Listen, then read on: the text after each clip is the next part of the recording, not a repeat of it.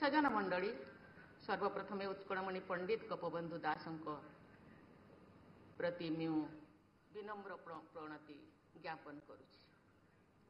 मु जेतेबेले भी ओडिशा को आसे स्वाभाविक भी क्योंकि ये मोर जन्म माटी मते खूब भल लगे।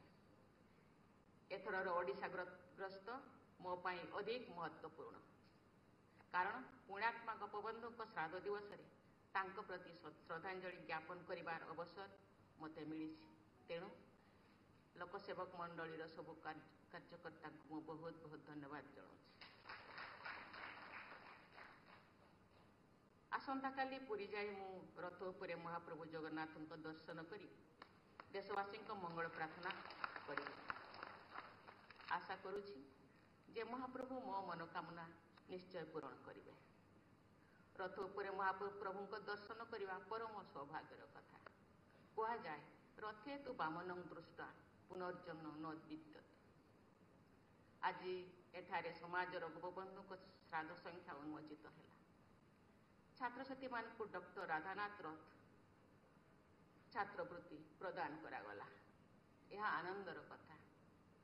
यही अवसर में मु समाजर पूर्वतन संपादक और सुलेखक डॉक्टर राधानाथ रथ को स्वसम्मान स्मरण करुछि एवं आशा करुछि जे विद्यार्थी माने यही छात्रवृत्ति द्वारा बहुत उपकृत हेबे। भद्रमंडली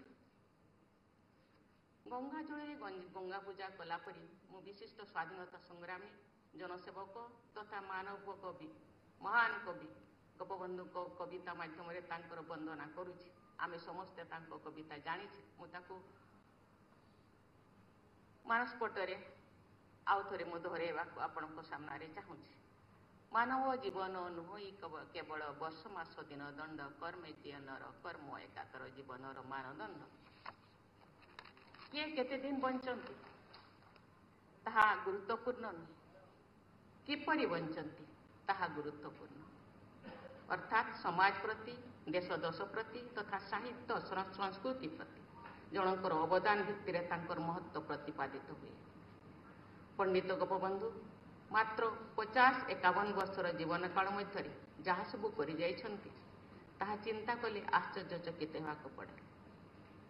सेवा संग्राम साहित्य शिक्षा और सांबादिकता आदि क्षेत्र में तांकर अवदान अविस्मरणीय। सेवा और संग्राम प्रति तांकर जेतिकी निष्ठा थिला भाषा साहित्य प्रति मध्य सेहीपरि थिला अदम्य अंगीकार। आमे समस्ते जानू जे ओडिशा एक प्राकृतिक विपर्यय प्रवण राज्य। बढ़ी झड़ी और मरुड़ी ओडिशार चिरसाथी। पराधीन भारतर सरकार उत्तरदायी नथिला। विपन्न मानक साहाय्य करिबा पई सरकार ना मनोवृत्ति थिला ना थिला व्यवस्था। किंतु लोकमानक प्रति गोपबंधुकर दरदर सीमा नथिला। साहाय्य भिक्षा करी से विपन्न लोकमानक साहाय्य प्रदान करुथिले। बन्या बात्या बेले लोकंको पाखरे जाई ठिया हेउथिले एवं सेमानंको यथासंभव साहाय्य करुथिले। गोपबंधु पर दुखरे दुखी हेबार विरल दृष्टांत। दुखी एवं विपन्न लोकमानंकर दुख देखि से कांदी पकाउथिले। जनसेवा सहित स्वाधीनता संग्राम में ब्रती होइथिले उत्कलमणि पंडित गोपबंधु दास। तांको अनुरोध क्रमे 1921 मसीह महात्मा गांधी ओडिशा आसीथिले। कटकर काठजोड़ी नईबाली रे विशाल जनसभा आयोजित होइथिला। सेथिरे गांधीजी भद्रक साक्षीगोपाल पुरी और ब्रह्मपुर यात्रा करथिले एवं स्वाधीनतार वार्ता प्रचार करथिले। गोपबंधु एवं तांको सहकर्मी मानकर निष्ठा और कार्यकुशलता देखि महात्मा गांधी मुग्ध होउथिले। एपरि निष्ठापर कर्मी उद्यम वर्षक भितर स्वराज मिलिब बोली जदि मु विश्वास करे तेबे एथिरे आश्चर्य हेबा किछि नाही। एही मर्मरे से यंग इंडिया पत्रिका रे लेखा लेखिथिले। गोपबंधु और अन्य सहकर्मी उद्यम सारा ओडिशा रे स्वाधीनता संग्राम तीव्र होइथिला। साधारण लोक माने एपरिकी बहु संख्यार महिला स्वाधीनता संग्राम में अंशग्रहण करथिले। तेबे देश में स्वाधीनता संग्राम जोरसोर चलुवा बेले गोपबंधु परलोक गमन करथिले। तांको वियोगरे गांधीजी मर्माहत होई यंग इंडिया रे जहाँ लिखिथिले डॉक्टर हरिकृष्ण महताब गांधीजी और ओडिशा पुस्तक रे ताहा उल्लेख करिसथि। सेथिरे किछि अंश मु आपनक आगे एथि कहिबाको चाहे। शोक अश्रुर भूमि ओडिशार संतान मानक मध्य से थिले महत्तम व्यक्ति। गोपबंधु तांकर सर्वस्व ओडिशा को देथिले। गांधीजी यंग इंडिया रे गोपबंधु विषय आहुरी लिखिछन्ति। मु तांको संबंध रे और तांको निष्कलंक चरित्र और दृढ़ता संबंध रे 1920 साल रे दुर्भिक्षग्रस्त अंचल रे साहाय्य वितरण पई पठा जाइथिला। श्री अमृतलाल ठक्करଙ୍କ ଠାରୁ ଶୁଣିଥିଲେ। ଶ୍ରୀ ଠକ୍କର ମୋତେ ଲେଖିଥିଲେ କିପରି ଗୋପବନ୍ଧୁ ନିରାଶ୍ରୟଙ୍କୁ ସାହାଯ୍ୟ କରିବା ପାଇଁ ସାହସର ସହିତ ନାନା ଅସୁବିଧା ଓ ରୋଗର ସମ୍ମୁଖୀନ ହୋଇ କଷ୍ଟ ପାଉଥିଲେ। ଅସହଯୋଗ ଆନ୍ଦୋଳନ ବେଳେ ସେ ଓକିଲାତି ଓ ବ୍ୟବସ୍ଥା ସଭାର ସଦସ୍ୟ ପଦ ମଧ୍ୟ ସେ ଛାଡ଼ିଥିଲେ। ଆଉ ସେ ବିଚଳିତ ମଧ୍ୟ ହେଉନଥିଲେ। ସେଥିପାଇଁ पुनश्च गोपबंधु विषय गांधीजी कहते तांकर एकमात्र अभिलाष थिला निज जीवन में ओडिया भाषी अंचल एकाठी और सुखी हेबा निजे देखिबा। गोपबंधु मृत्यु देश आज दरिद्रतर। गांधीजी यही बार्ता गोपबंधु व्यक्तित्व तुंगिमा प्रतिफलित होता है। सज्जन मंडली गोटे अनग्रसर जाति को अग्रमुकामी करने शिक्षा होची बलिष्ठ माध्यम।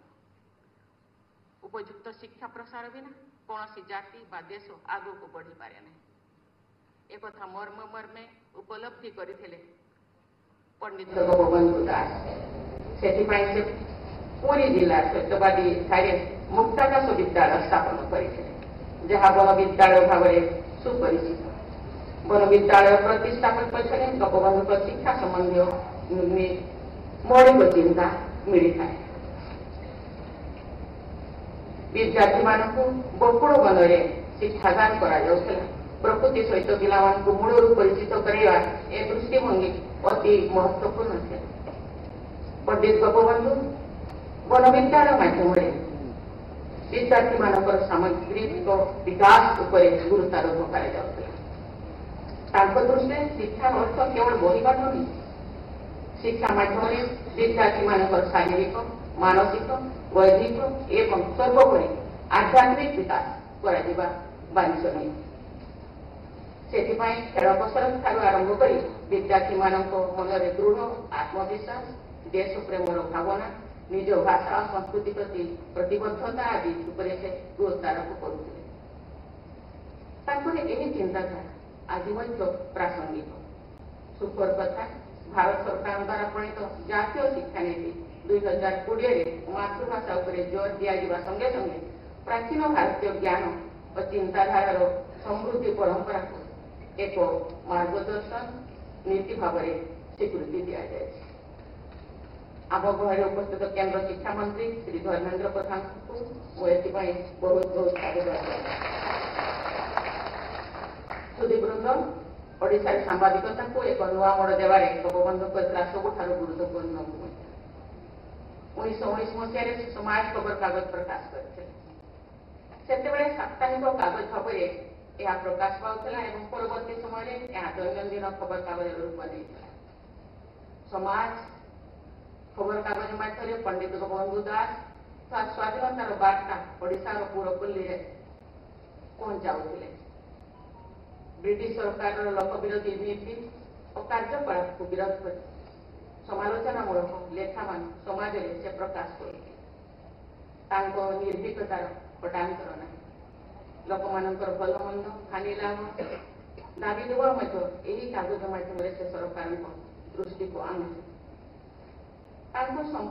संपादकीय लेखा थिला ओडिया गद्य साहित्य को रुद्धिमंत करवा। इतिमध्य समाज ता प्रकाशन शताब्दी पूर्ति कर सारी। गोपबंधुकर सत्कर्मर फलश्रुति बोली कहुए। सज्जन मंडली उत्कलमणि पंडित गोपबंधु दास जातीयतावाद और गणतांत्रिक मूल्यबोध आस्था रखुले। काव्य कविता और गद्य रचना देशप्रीति और जगत कल्याण वार्ता ପ୍ରତିଫଳିତ ହେଉଥିଲା। ସେ ଉଭୟ ଓଡ଼ିଆ ଜାତୀୟତା ଓ ଭାରତୀୟ ମହାଜାତୀୟତା ପ୍ରତି ସମର୍ପିତ ଥିଲେ। ତତ୍ସଙ୍ଗେ ସଙ୍ଗେ ସମଗ୍ର ପୃଥିବୀକୁ କୁଟୁମ୍ବ ବିଚାର କରିବା ଭାରତୀୟ ଦର୍ଶନ ଉପରେ ବିଶ୍ୱାସ ରଖୁଥିଲେ। ସେ ଲେଖିଛନ୍ତି, ଜାତୀୟ ମମତା, ବିଶ୍ୱ ଜନପ୍ରୀତି ଉତ୍କଳବାସୀର ହେଉ ଏହା। ବର୍ତ୍ତମାନ ସମୟରେ ଆମ ଯୁବପିଢ଼ି ଭାରତର ସାଂସ୍କୃତିକ ବିପୁଳତାକୁ ବୁଝିପାରିଛନ୍ତି।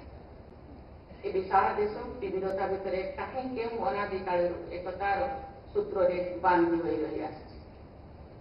ଆମ ଦେଶରେ ଭାଷା, ଖାଦ୍ୟପେୟ ଓ ବେଶଭୂଷାର ଭିନ୍ନତା ରହିଛି, କିନ୍ତୁ ଏସବୁ ବିବିଧତା ଆମ ଐକ୍ୟକୁ ସୁଦୃଢ଼ କରିଛି।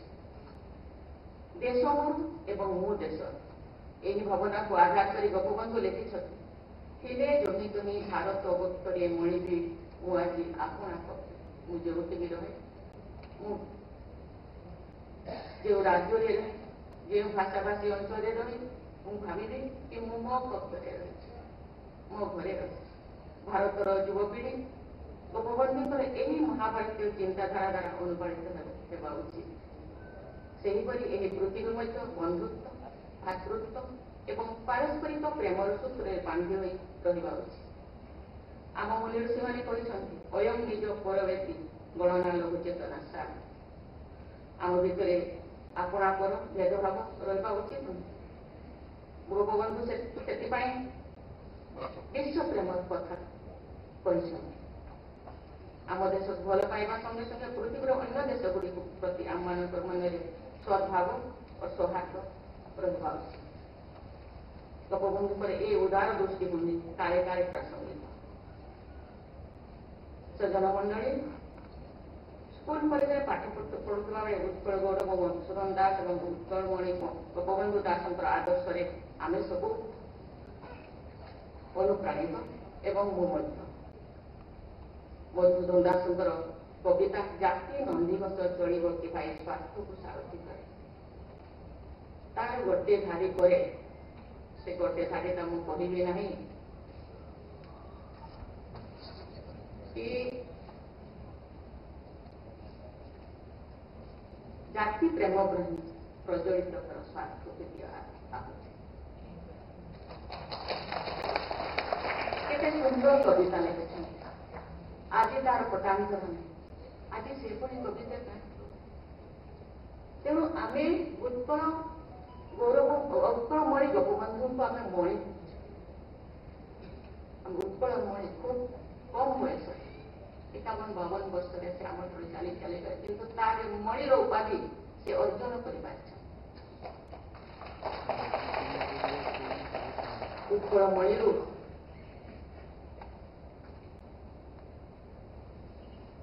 ରତ୍ନରେ ପରିବର୍ତ୍ତନ ହେବା ବେଶୀ ଦିନର କଥା ହେବ ନାହିଁ, କିନ୍ତୁ ଆମେ ନିଜ ନିଜକୁ ପ୍ରଶ୍ନ କରିବା। ଆଜି 96ତମ ଶ୍ରାଦ୍ଧ ଦିବସ, ଆଉ 4 ବର୍ଷ ପରେ ଆମେ ଶତବାର୍ଷିକ ଶ୍ରାଦ୍ଧ ଦିବସ ପାଳନ କରିବା। ଆମେ ନିଜ ନିଜକୁ ପ୍ରଶ୍ନ କରିବା, ଆମେ ଉତ୍କଳମଣି ଭାବରେ ଆମ ହୃଦୟରେ ତାଙ୍କୁ କେତେ ଦୂର ସ୍ଥାନ ପାଇ ଦେଇଛି।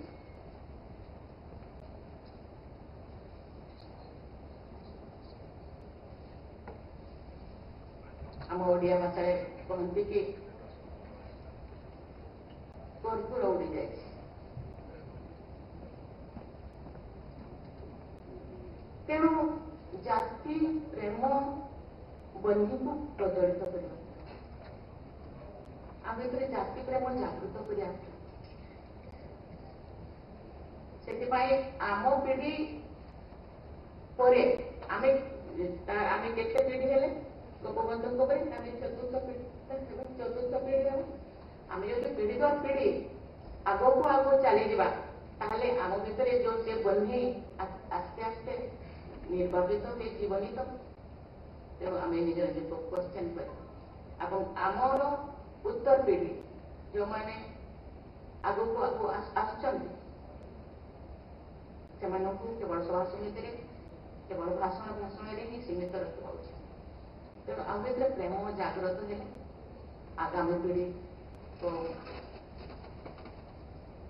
ମନରେ ସ୍ୱତଃସ୍ଫୂର୍ତ୍ତ ଦେଶ ପ୍ରେମ, ଜାତି ପ୍ରେମ, ଉତ୍କଳମଣି ପ୍ରେମ ଜାଗ୍ରତ। ସେଥିପାଇଁ ଆମେ ଆଜିଠୁ ପ୍ରୟତ୍ନ କରିବା ତାଙ୍କୁ ହେଲେ ପ୍ରେମ ଜାଗ୍ରତ କରିବା।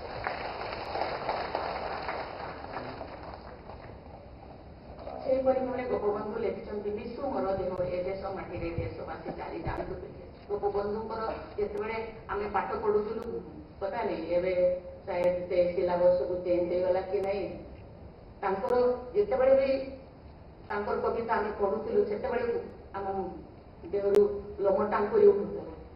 ସେତେବେଳେ ଆମର ସେ ବଳିଆ ମ୍ୟାଡମ ଥିଲେ, ଆମକୁ ପାଠ ପଢଉଥିଲେ। ସେ ଯେତେବେଳେ ପାଠ ପଢଉଥିଲେ ତାହେଲେ ଆପଣ ଯିଏ ବି ଯଦି ଶୋଇଥିବ ସେ କହୁଥିଲେ ସେ ବନ୍ଦିର ଆତ୍ମକଥା ରୋଗ ରୋଗ ବାସୁଦେବ ସକଟ ଦେଖିବି ଚିଲିକା ଚାରି ଚିତ୍ରପଟ ଚିତ୍ରମଣି ଯାଏ ନାହିଁ ଅନୁଭବ ବାସ୍ତବ କି ଏସବୁ ସମ୍ଭବ। ସେ ଦେଶକୁ ଜାତିକୁ ଏ ମାଟିକୁ କେତେ ଭଲ ପାଉଥିଲେ।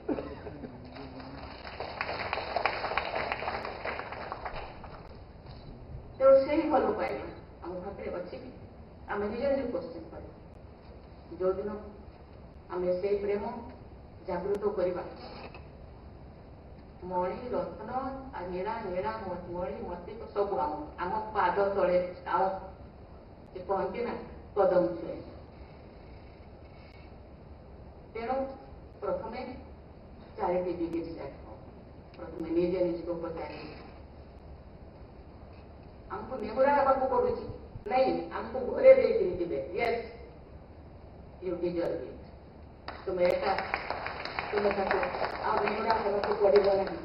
ତେଣୁ ଜାତି ପ୍ରେମ ଜାଗ୍ରତ। ମୁଁ ବହୁତ ଅଧିକା କଥା କହିଥିଲି ବୋଧେ, କିନ୍ତୁ ମୁଁ ଭାବୁଛି କି ଆମ ଭିତରେ ଏ ପ୍ରେମ ଜାଗୃତ ହେବା, ସଞ୍ଚାରିତ ହେବା ଆବଶ୍ୟକତା ଅଛି। ମୁଁ ଅନେକ ସମୟରେ ମନେ ମନେ ଏସବୁ ଗୀତ ଗୁଡାକୁ ମନେ ପକାଉଛି, କାହିଁକି ନା ଆମକୁ ଏକ୍ସପ୍ଲାନେସନରେ ଏଇ ଗୁଡାକୁ ହିଁ ଦିଆଯାଏ, ଏସବୁ ସ୍ଟାଞ୍ଜା ଏସବୁ ପକ୍ତି ସବୁ ଦିଆଯାଏ। କାହିଁକି ଇଏ ବହୁତ ହି ଇମ୍ପୋର୍ଟାଣ୍ଟ। କିନ୍ତୁ ଦେଶ ପ୍ରେମ ଲୋକମାନଙ୍କ ମନରେ ଜାତୀୟତା ଭାବ, ସାଂସ୍କୃତିକ ଭାବ, ସାହିତ୍ୟ ଭାବ ଜାଗୃତ ହବ। ତେବେ ଯାଇକି ଆମ କଥା ଆମେ, ମୁଁ ନୁହଁ ଆମେ ଶବ୍ଦଟି ଆସେ। ଏ ଦୁଇ ମହାମୟୀ ଠାରୁ ମୁଁ ଦେଶ ପ୍ରେମ ଓ ଦେଶ ସେବା ବିଷୟରେ ପ୍ରେରଣା ଲାଭ କରିଛି। ମହାତ୍ମା ଗାନ୍ଧୀ, ମଧୁସୂଦନ ଦାସ, ଗୋପବନ୍ଧୁ, ସ୍ୱାମୀ ବିବେକାନନ୍ଦ, ଶ୍ରୀ ଅରବିନ୍ଦ ପ୍ରମୁଖ ମହିଷୀମାନେ ଭାରତ ବିକାଶ ପଥରେ ଅଗ୍ରସର ହେବା ଦିଗରେ ସର୍ବଦା ପ୍ରେରଣାର ଉତ୍ସ ହୋଇ ରହିଥାନ୍ତି ଏବଂ ରହିବେ ମଧ୍ୟ। ଏହି ଆଶା କରି ସମାଜ ତଥା ଅନ୍ୟାନ୍ୟ ପତ୍ର ପତ୍ରିକାର ଉତ୍ତରୋତ୍ତର ଉନ୍ନତି କାମନା କରି ଉତ୍କଳମଣି ଗୋପବନ୍ଧୁଙ୍କୁ ପୁନର୍ବାର ଶ୍ରଦ୍ଧାଞ୍ଜଳି ଜ୍ଞାପନ କରି ପୂର୍ବକ ମୁଁ ମୋର ବକ୍ତବ୍ୟ ସାର କରୁଛି। ଧନ୍ୟବାଦ। ଜୟ ହିନ୍ଦ, ଜୟ ଭାରତ, ବନ୍ଦେ ଉତ୍କଳ।